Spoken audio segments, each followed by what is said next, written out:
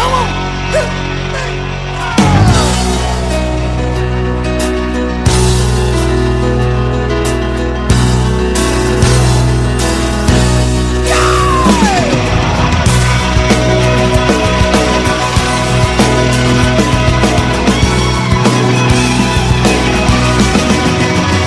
Good morning. Welcome back to the Broadcast Retirement Network. I'm Jeff Snyder. This is BRN Sunday for Sunday, July 30th, 2023. We've got members of the media, academia, financial services, and government standing by as we break down all the news and events for the week. So sit back, relax, and enjoy this episode of BRN Sunday. But if you're tired of the same old story, turn some pages. Where we're going to kick things off with a look at what's happening on Capitol Hill. And they're back again, folks. You know them as the Legal Eagles, but they're also fondly also known to their families and friends as David Levine, Kevin Walsh, both are principals with Groom Law Group. That's an employee benefits law firm based in Washington, D.C. Gentlemen, welcome back to the program. Backstreet's back again, Jeff. We're here. It's retro 90s, early 2000s. It's good to be here. And David, I mean, my friends call me a legal eagle. Do yours call you David? Friends of mine have lots of names for me, but I'm not going to go into it here today. Yeah, mine are the four-letter variety. All right, gentlemen. Kevin, I want to kick it to you because there's a lot of rumor. You know, this is the summer. Things are heating up. We talked about that with y'all last week. But I want to ask you, there's a lot of rumor and scuttlebutt about fiduciary rule, part of ERISA. We've talked about it before on the network. I'm hoping you and David can put a squash down some of the scuttlebutt and kind of set the record straight here. Yeah, so I think it's back to the future here. Fiduciary has been a topic that's been, top of the mind for at least a decade now. And the idea here is that if we look at the retirement ecosystem, when ERISA was passed, it was primarily defined benefit pension plans. So, you work for a number of years, you get paid a certain amount of money. In the mid 80s and up through the present, there's been a pivot from that into one of 401k plans where, folks save for retirement inside of a 401k. And then increasingly, we've seen folks, roll money out of their 401k or take money out of their 401k and put it in an individual retirement account because, they want more flexibility or for some other reason, they prefer to manage their money on their own outside the plan's options. And the regulatory framework for this has evolved faster than the statutes have. And, it created a bit of a regulatory Wild West for who's going to set the standard of care that a broker, an insurance distributor, or a registered investment advisor, who's going to set the standard of care for recommendations to take money out of a 401k, who's going to set the standard of care for decisions on how to invest that money once it's out.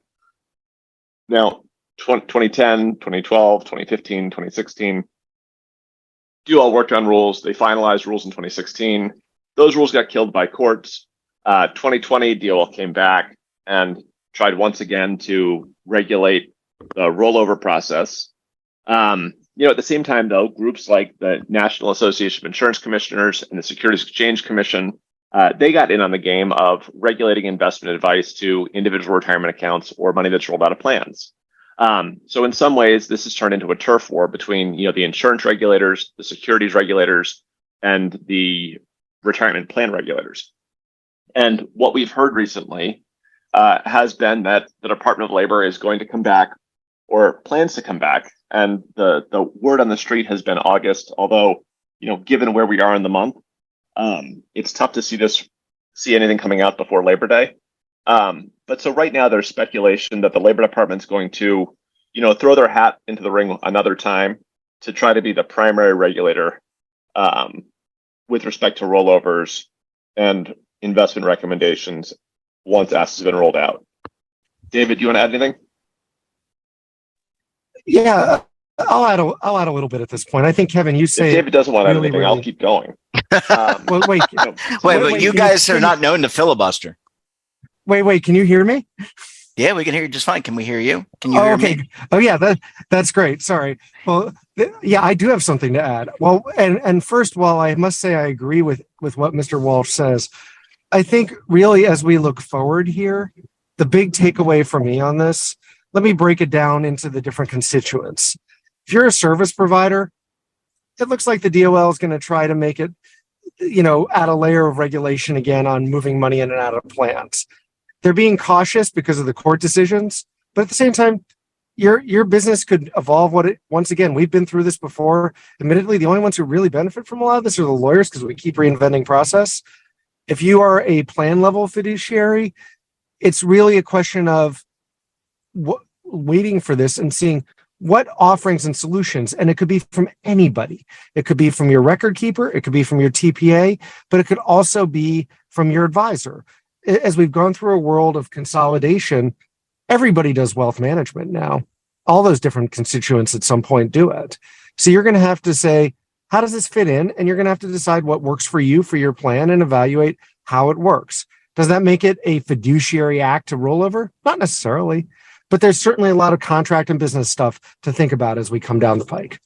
Gentlemen, before I let you go, are there certain tea leaves that we should be looking at, members of the retirement ecosystem, regarding the timing of new fiduciary rules? Like if something is going to happen, are we going to read about it first? Will we see certain things happen?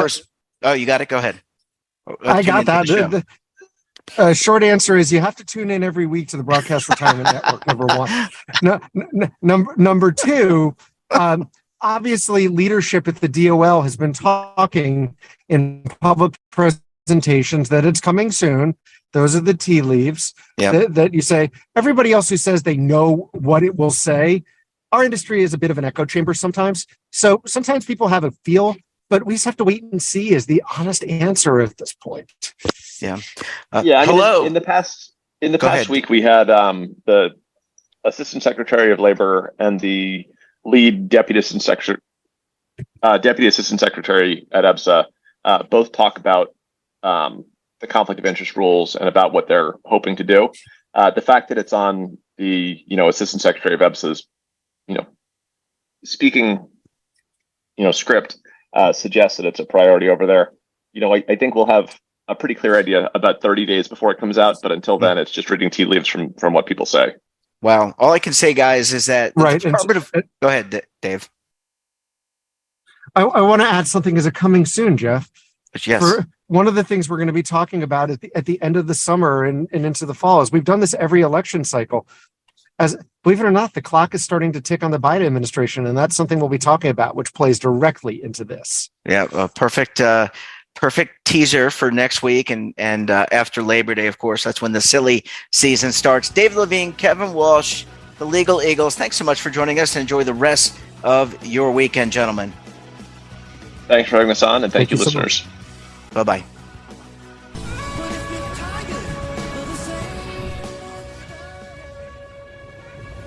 Imagine a new television network that will make you richer, healthier, and in control of your financial future.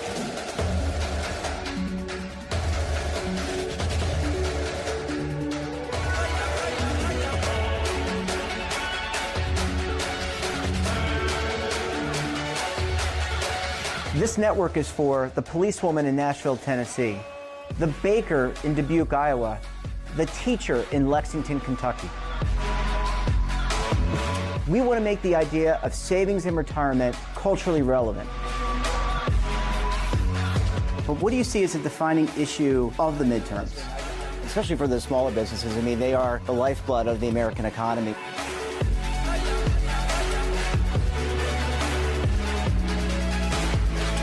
Featuring exclusive interviews, current affairs, and docuseries. 33 years old, you retired early. The philosophy is money only matters if it helps you live a life that you love. But you got to start thinking about retirement as soon as you get in. The Broadcast Retirement Network will drive very high engagement with premium partnerships. So this isn't retirement and savings for your parents or grandparents. This is for all Americans. And we're going to change the way you think about money.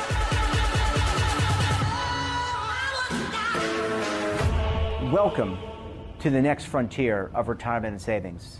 This is BRN, the Broadcast Retirement Network.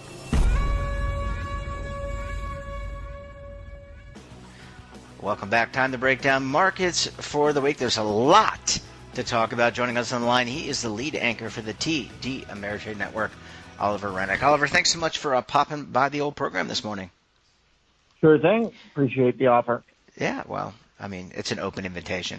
All right, Oliver, let's start with the Federal Reserve raising rates a quarter point. Reaction to Jay Powell and the markets. Pretty calm, pretty peaceful, little bit of a kind of short-term panic on Thursday when interest rates blew out. But no, it's pretty much in line with what everybody expected, and things are smooth sailing in the bullish narrative. Our economy is doing much better than expected.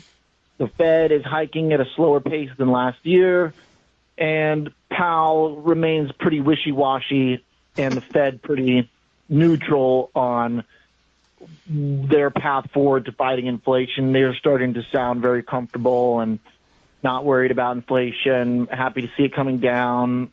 Our print for inflation on Friday did show some more cooling, so they might have one more hike in the tank, but Powell still balances all of his optimistic commentary with worrisome commentary about lagged effects and economic risk and stuff that really has not been prevalent or obvious in the data. The data has been very encouraging for the economy, and that could raise the risk of inflation down the road, but they don't seem too concerned about it in the meantime. So they are not feeling the need to apply any pressure in their commentary. So it's a pretty dovish Fed right now. Oliver, how, in your opinion, and you've been doing this a long time, covering markets, doing technical analysis, fundamental analysis, how important is this interest rate? Just to me, every time I turn on the TV or read an article, it's always about interest rates. How important is that to the ongoing management of money? I understand it's important, but I feel like it's like an over-focus on interest rates rather than focusing on things like profits, other things that maybe drive productivity. Well, the good thing is right now is that all the things that matter are kind of improving. Mm-hmm. So it looks like earnings and profitability are bottoming, perhaps in the stock market. Even though most of these companies are still showing declines in revenue from a year ago, the outlooks are improving, and really importantly, cost-cutting measures are starting to show some reward, and the numbers are pretty good for a lot of companies that 12 to 18 months ago were really struggling from input prices or labor costs or commodity costs. So that's encouraging that profits are improving, or at least bottoming is the idea. They're in the midst of kind of turning around. Some of our tech trends in the semiconductor world might be bottoming, troughing, turning around. That's the hope, at least. The other hope is that it's, ahead, or the other alternative explanation is that it's kind of a head fake akin to other perceived soft landings in history that were actually right before bigger downturns, of course, the most alarming one being in 2007. But there's just not a lot of evidence of that type of major risk. To your point about interest rates, yeah, they definitely make a difference. Of course, people are really getting raked over the coals if they have credit card debt right now. But as far as like housing goes, it's more about the rate of change to rates than so much the level.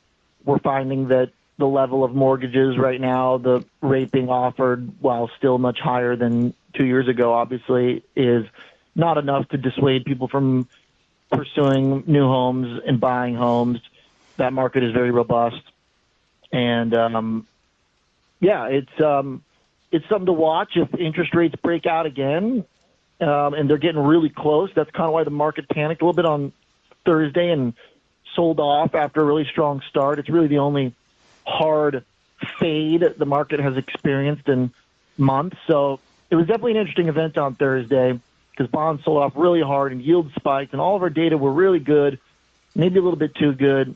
Markets started thinking about inflation again. Dollar suddenly turned around, but it was really only a day. But if that type of trend continues, of course, then that could really bring interest rates back into focus. But it's sort of an innocent until proven guilty situation where bulls are innocent until proven guilty. So does this mean that the recession, that fabled recession, non-existent, or we just push it? We just continue to talk about it because eventually a recession is going to happen, Oliver. I mean, it's going to happen. It's just a matter of how intense and how deep. And, a lot of people still are watching the yield curve very negatively and thinking that means there's an imminent recession coming. But it's important to remember that historically a recession was defined by 2 quarters of declining GDP, and we did get that a year ago. So we kind of already did get a little recession. But the financial earnings are pretty good, and the regional bank risk seems to be contained. So there's no obvious time bomb sitting in the market. Consumers are pretty confident, helped, of course, by asset prices the last 6 months. Inflation coming down. It's a pretty good scenario. There's really no avoiding the fact that things are just going better than expected. As far as recession goes, it's always a risk, but certainly it keeps getting pushed out. Oliver, last question, and I promise I'll let you go and have a great weekend. Good. Artificial intelligence, and a lot of people saying that this push, AI, you look at NVIDIA, some of the, Microsoft, everybody and their mother is getting into. I'm hoping that BRN can get into the AI business, but in all seriousness, saying it's very reminiscent of 1995, the dot-com bubble. The only difference here is that there actually are profits. If you remember back to 95 and into 2000, a lot of these tech companies, they weren't making any money, but people were shelling. The valuations were out of control. Just thoughts about that. Is this reminiscent of 95, 1999 when we went through that dot-com bubble, or are people completely off basis? No, that was a conversation for COVID. That was something that I really pounded the table on over and over again, was just how extreme the market was. We just don't have anything like that right now. There is enough profitability gains being made in the companies most directly tied to AI to kind of justify the rally. Companies like NVIDIA and others have already bumped up their earnings expectations in a very big way. So, there's really just not a lot of obvious, froth and fervor like there was very recently, just a year and a half ago. So that's a very different market than during the COVID boom times, before the market crashed. Bitcoin is still down here at 30,000. A lot of stocks are still well off their highs. It's basically NVIDIA and Apple and Microsoft that made new records. Even Tesla still is a stock that's downtrending. Alphabet's below its highs. The ARK fund, which is kind of the scion of hyper growth, speculative, futuristic companies, is trading at $49. The high was at 160. So no, we're not even near. The way the market goes down is through recession or a comeback in inflation. There is really not a strong case to be made, in my opinion, for a speculative blow-off-top style crash, which is basically what we got in .com and a year and a half ago. It's just it's a different market. It's not as frothy. Oliver, we're going to leave it there. Always appreciate you popping by the program. Enjoy the rest of the week and have a great week on the TD Ameritrade Network, my friend. Take care. Thanks. Bye-bye. And that wraps up this episode of BRN Sunday. Have a topic of interest, someone you think we should talk to, drop us a line. And don't forget, for all the latest curated news and lifestyle, wellness, finance, tech, so much more and all in one place, check out today's edition of our daily newsletter, The Morning Pulse. Want to search our archives, check out our latest content, visit our website, and of course, of our streaming partners. We're back again tomorrow for another edition of BRN AM of a very special guest and a very important topic. Until then, I'm Jeff Snyder. Stay safe, keep on saving, and don't forget, roll with the changes.